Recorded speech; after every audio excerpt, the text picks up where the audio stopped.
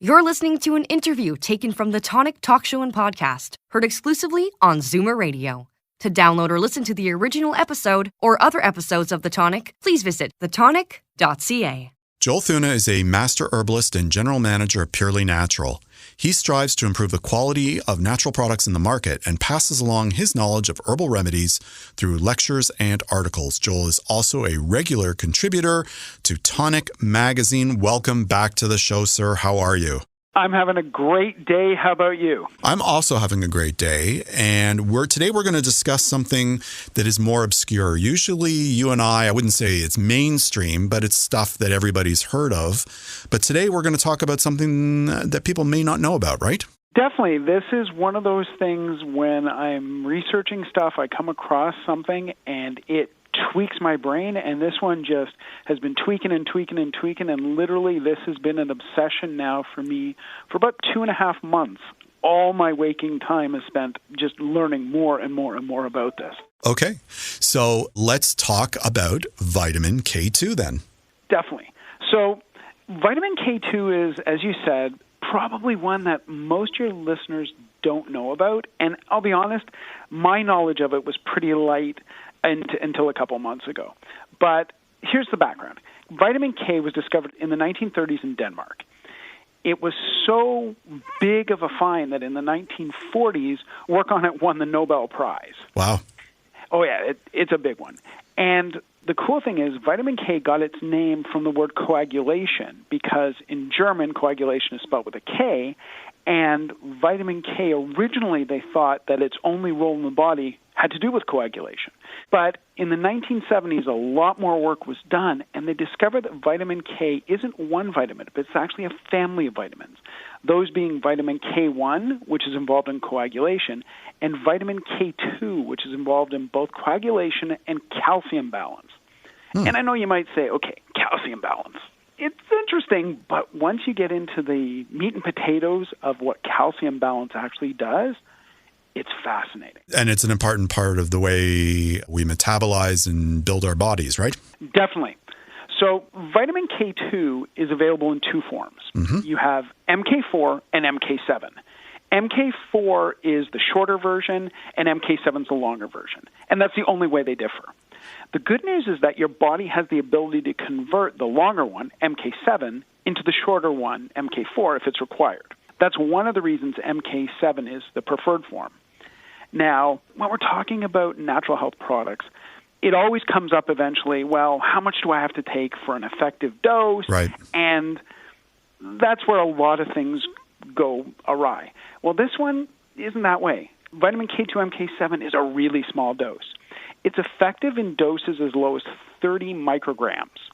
Now, to put that in perspective, that's 1/2000th the weight of a grain of salt. Oh my gosh, okay. It's small.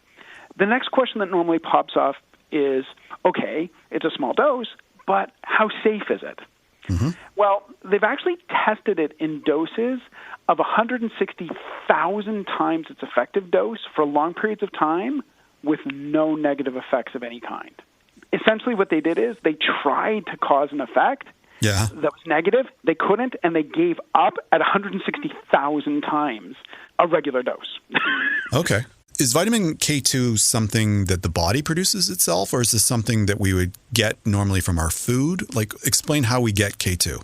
Well, if we had the diet that our ancestors, say, 6 or 7 generations ago ate, we would actually find some K2 in our diet. It would have been found in some fermented foods and in some of the byproducts of, for example, the dairy industry. Mm-hmm. But the problem is modern food preparation and modern farming techniques has essentially obliterated K2 from our diet. And that's a big concern. The reason is that the way that K2 works. K2 works by activating, or you can think of it as switching on, proteins and enzymes that are usually off. Okay. The specific proteins are osteocalcin, which essentially binds calcium into bones. Another protein called matrix GLA protein that removes calcium from arteries. Here's inventive names. CS and Z proteins. Wow, okay. that work together to manage coagulation, and something called protein kinase A, which is an enzyme which is involved in cancer suppression and prevention. So the switching on and off of the proteins and enzymes, is this something that we need, or is this something that would be beneficial to our existence? It is something that we need to be healthy and to live longer. Okay. So is vitamin K one of those vitamins and minerals that gets added to our food? Is that how we get it? Not really. Essentially, if you want to have it from food in any meaningful amount, there's really only one food that has it, and it's fermented soybeans, and it's called natto. Gosh. Yeah. All right. Say no more. For those who have not had natto before, it's an interesting texture. You may have read or seen it on TV. The beans get really sort of sticky and webby. Yep, I'll say it politely. It's an acquired taste. Yeah, that's putting it mildly. Yeah. It's only really consumed in one small district of Japan. Yeah, right. Everywhere else in the world, it's one of those, that's interesting. Yeah. But people don't generally eat it. And I can honestly say I've tried it. It's not the most pleasant taste either. No, it really is not. I've also tried it, and I think I'll go for the supplements. So tell us, is it possible to supplement K2? Definitely. K2 supplements, one of the reasons that most of this research is relatively new, and when I say relatively new, I mean in the last 50, 60 years, is that up until recently, there was no way to stabilize K2. So they could do research in a lab, but there was no way to stabilize the molecule to actually give to people. That changed about 10, 15 years ago when it became viable and it was easy to keep it preserved, and now it's not a problem. You can find it in liquids, you can find it in capsules, tablets, powders even. However, here's the big thing. Because it's an oil-soluble vitamin like vitamin D, you really want to take it in its oil form with other oil substances, because that way your body recognizes it properly and you increase its absorption dramatically. What I mean by that is if you take it in a powder form or, say, in a tablet, yeah, you'll get it. You just won't get as much of it, and your body won't recognize it as well and use it as well as if it were in oil-based drops, for example. Is this something that everybody should be taking? Is it preventative, or is it the type of thing that you're taking if you have a particular issue? It's actually both. The list of conditions that it helps prevent and helps reverse is massive. It would take you and I hours to go through the list. It's that long. So this is something that's recommended to take daily by everyone, essentially over the age of 1 by Health Canada. And the interesting thing is, as a supplement manufacturer, we can do it and recommend people take it after the age of 1. But in hospitals, they actually give it to newborns, although we can't sell our product for that purpose.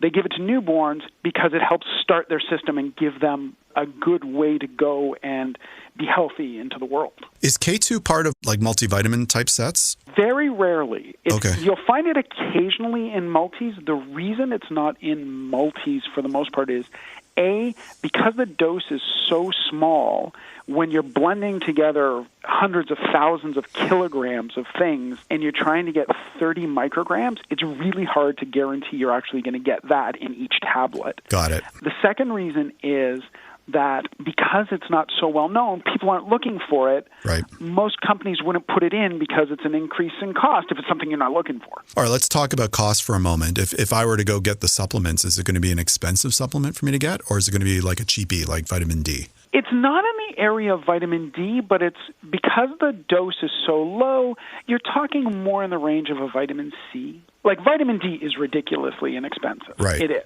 Vitamin K2 isn't that inexpensive, but it's not exorbitant. It's not like you're looking at, for example, a lycopene or a lutein, which is quite expensive per dose. This is relatively inexpensive. You're talking a dime, maybe, as if you're going really nice, really expensive, a quarter a day. That's okay. it. So you mentioned earlier in the interview that this is crucial for metabolizing calcium. Explain the process a bit and how it works. Well, when most people think of calcium and calcium metabolism, they think of bones and teeth.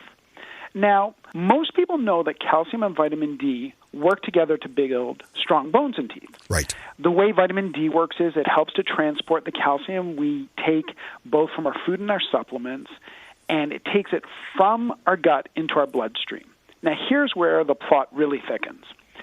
Some of the calcium naturally moves from our bloodstream and will be put into our bones and teeth. That happens naturally, a percentage of it. Unfortunately, a good chunk, actually a significantly larger chunk of the calcium, will end up being deposited in our arteries. And when it goes into our arteries, it forms what's known as arterial plaque, also known as arteriosclerosis. And this is when calcium and fat together build up on the walls of arteries, causing two simultaneous things to happen. The arteries themselves get stiff and lose flexibility. At the same time, the deposits narrow and often block arteries completely. Now, here's the nasty part. Arteriosclerosis is the leading cause of heart disease, which in turn is the leading cause of death in Canada. So that's pretty grim. Yep. Now let's plug vitamin K2, MK7 into the equation. Think of it as vitamin D's tag team partner in a wrestling match. Vitamin D, again, moves the calcium from your gut to your bloodstream. But here, vitamin K2 moves the calcium from your bloodstream into your bones and teeth. Vitamin K2, MK7 is so good that it can remove existing calcium deposits from your arteries in addition to moving the new calcium that's coming from your gut. Essentially, with adequate vitamin K2, vitamin D can do its job properly, and calcium ends up in your bones and teeth where it's supposed to go, not in your arteries where no one wants it to go. Okay, so that's pretty amazing. Is there a limit to which the vitamin K will transfer the calcium from the blood vein walls and arterial walls to our bones, or will it always function that way? It always functions that way. That's how it works. The way it works is by turning on those proteins, activating them, and those proteins do the job. So as long as you keep taking vitamin K2, MK7 in, it'll keep activating the proteins, and those proteins will keep doing their jobs, which is all they're supposed to do. So is vitamin K2 prescribed for people who are also taking statins or dealing with the increased cholesterol, which also that's the fat that builds up on the arterial walls? There are doctors who do that. It's not always going to be done because there can be other underlying conditions that'll complicate it, but often that does occur, yes. Okay. Are there any contraindications, or if you're one of those people that has sort of calcium building up in their arteries, you should just be taking it? The only concern that you could have is there are certain people who have rare conditions or have drugs they're taking specifically to regulate blood clotting. Yep. And if you have clotting issues or are taking drugs regarding clotting, talk to your physician first. So is it the blood thinners that are contraindicated, or is it the coagulants that are counterindicated? It depends which one to answer that question. Okay. Because there's 3 different proteins that vitamin K2 activates, the C, S, and Z, that interplay amongst each other to control coagulation. It depends which drug is being used to answer that properly. Okay. So we have time for maybe a question or two more. So what was the most interesting thing that you found out about K2 from your research over the last couple of months? The one that surprised me the most was actually when it came to vision. Okay. And what K2 does, the exact same proteins are activated, it actually helps remove calcium from the micro, very, very tiny arteries in your eyes. And by doing that, it actually helps relieve the pressure in these arteries, which actually causes pressure spikes in the eye. By removing that, you're actually helping total eye health and reducing the risk of both glaucoma and cataracts. And that one I didn't see coming, no pun intended. That's funny. So with K2, is there anything specific we should be looking for if we go out to buy it in the store? Like, how should we be purchasing it? Normally, I would suggest actually doing it in an oil-based form.